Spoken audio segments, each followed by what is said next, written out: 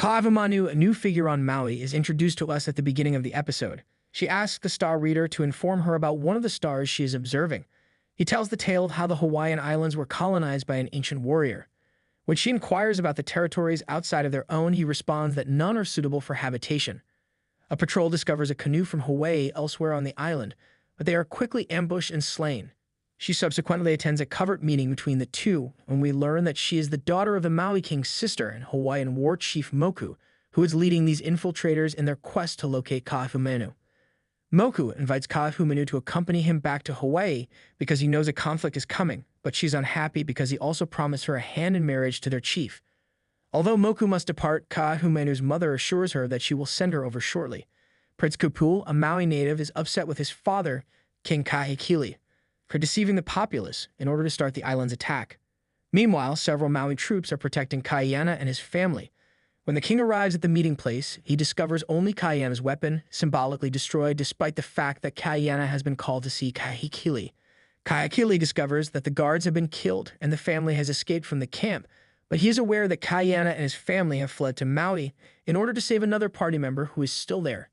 They are followed by Kupul and another of Kahekili's counselors, along with other warriors. A large wooden boat leering through the fog is what we don't see, but Kaiana and his family paddle their boat through a stormy night and hear a ringing bell.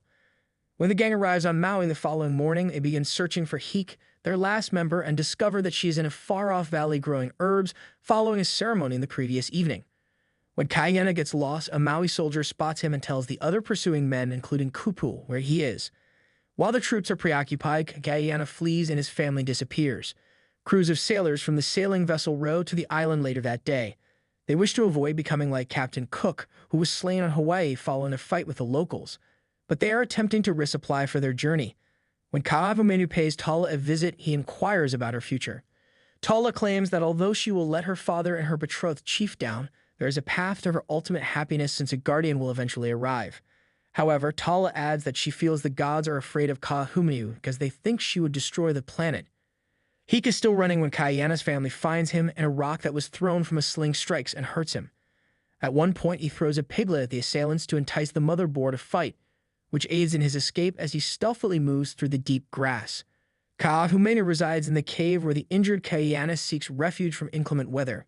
She identifies herself and informs him that because of her background, she has lived her entire life in hiding from Kahekili. She later tells him about Cook's visit a few years ago and how her father repelled him. She ultimately chooses to accompany him in his quest to locate his family. While the explorers are showering and gathering food at a river, Maui troops ambush one of them and steal his pistol. To their horror, Kaiana and Ka'ahumanu discover the gathering by chance. Despite the leader's order not to fire, one guy lifts his gun toward Kaiana, but he misses. When Kaiana tosses a knife back, it's really meant for a Maui who was hiding behind the group.